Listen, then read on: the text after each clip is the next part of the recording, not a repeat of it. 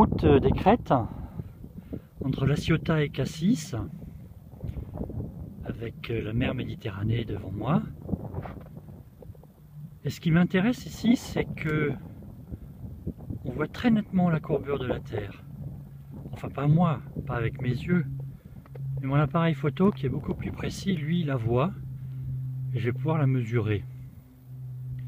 Alors, ce qui est intéressant aussi, c'est qu'en quelques minutes, je suis passé de 0 mètre du niveau de la mer Méditerranée sur les plages de La Ciotat à presque 400 mètres au sommet des crêtes.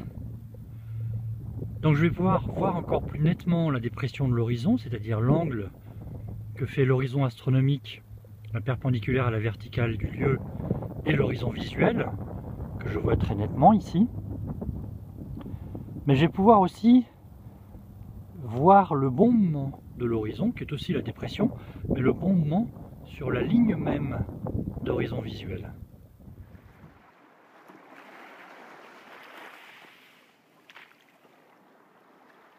Au petit matin du 20 décembre 2017, sur la plage des Capucins à La Ciotat, la lumière de l'aube a longtemps joué avec l'horizon pour créer une jolie danse de réfraction à la surface de la Méditerranée.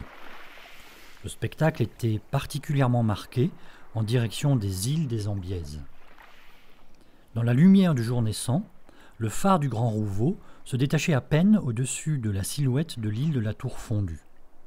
Mais sa lumière était bien visible, à 16 km et 730 mètres de ma position. Il était tentant de bien commencer ma journée de globuliste, trouveur acharné de sphéritude, en mesurant l'enfoncement du phare du Grand Rouveau par rapport au niveau de la Méditerranée. Avec mon objectif de 300 mm, dont l'angle de champ avec un capteur APS-C est de 4,24 degrés à l'horizontale et 2,83 degrés à la verticale, le plan photographié au niveau de la lanterne du phare du Grand Rouveau mesure donc 1240 mètres par 825 mètres. Rapporté sur le cliché, cela donne 1240 mètres pour 5472 pixels à l'horizontale et 825 mètres pour 3648 pixels à la verticale. Ce sont ces dernières valeurs qui m'intéressent ici. La lanterne du phare est située à 47,90 mètres au-dessus du niveau moyen de la Méditerranée. C'est cette lumière sur ma photo qui me donne le niveau de référence du cliché. Sur une terre plate, l'horizon est donc situé 48 mètres plus bas, soit ici 212 pixels. D'ores et déjà, on comprend que l'horizon d'une terre plate est plus bas que l'horizon visuel, même lorsque celui-ci est affecté d'une forte réfraction atmosphérique. Sur mon cliché, je situe l'horizon visuel au niveau où la silhouette des îles s'inverse pour laisser place à la réfraction, soit 148 pixels mesurés sous la lanterne du phare. Un site comme metabunk.org indique que pour la distance me séparant du phare, 16 km 730 mètres, et avec une réfraction moyenne de 7/6, je dois avoir 11 mètres de l'île du Grand Rouveau masquée par l'horizon, soit 163 pixels sous la lanterne du phare. 163 pixels théoriques, c'est très proche des 148 pixels mesurés sur la photo. Bien plus proche en tout cas que les 212 pixels sur une terre plate. L'acte 1 de ma matinée de globuliste se termine donc sur un constat simple. Depuis la plage des Capucins, l'enfoncement des objets situés à l'horizon plaide beaucoup plus en faveur d'une terre sphérique que d'une terre plate. Et pour en avoir le cœur net, je décide de monter de 350 mètres d'altitude. Cela tombe bien, c'est l'altitude des falaises souberanes, dans le parc national des Calanques, à quelques kilomètres d'ici, entre La Ciotat et Cassis.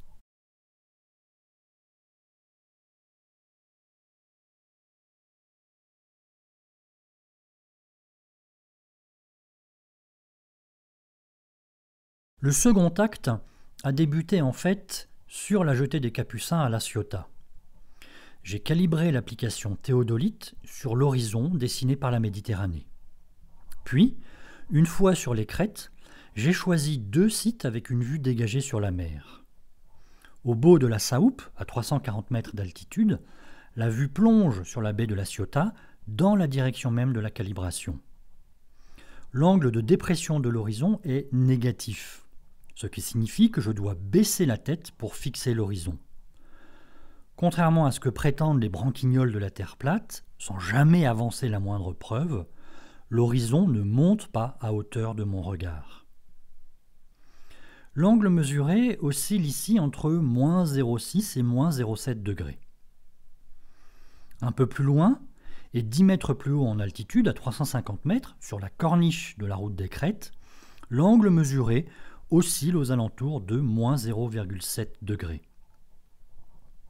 À moins 0,6 ou moins 0,7 degrés, je suis très proche de la valeur théorique de moins 0,6 degrés.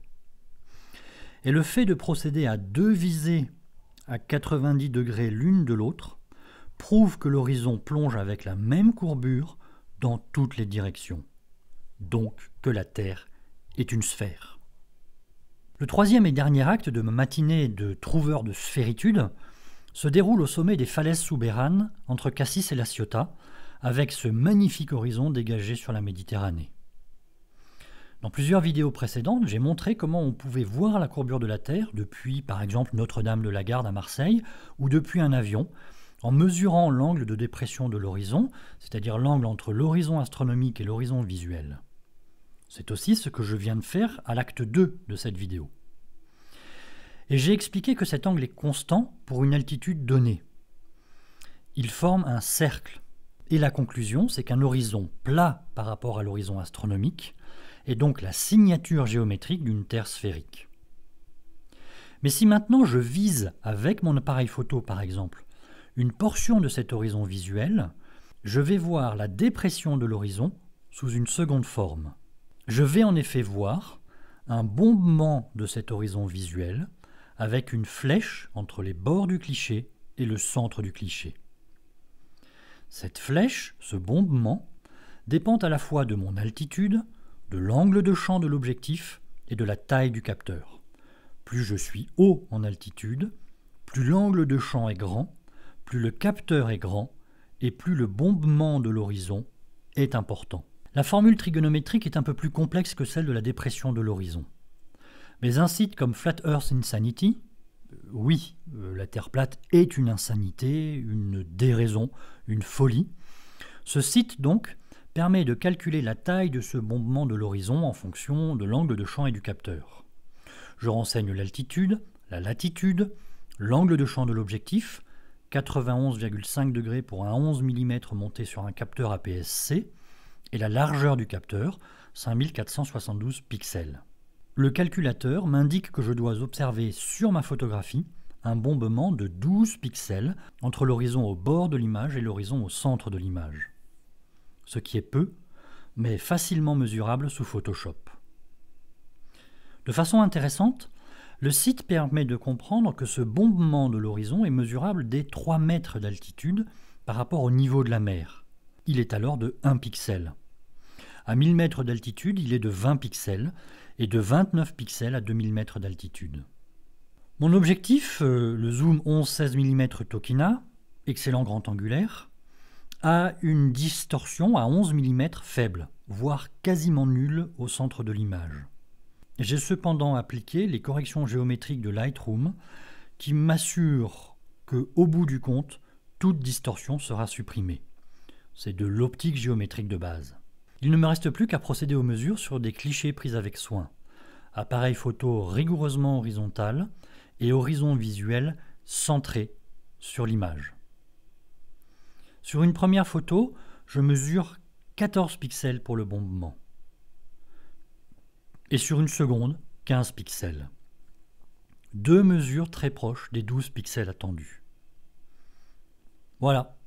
En quelques heures de vadrouille entre La Ciotat et Cassis, en mettant en œuvre 3 types de mesures empiriques, répétables, mesurables, contrôlables, vérifiables, calculables. Merci Valdemar. J'ai donc obtenu des résultats qui sont autant de preuves que la Terre est une sphère.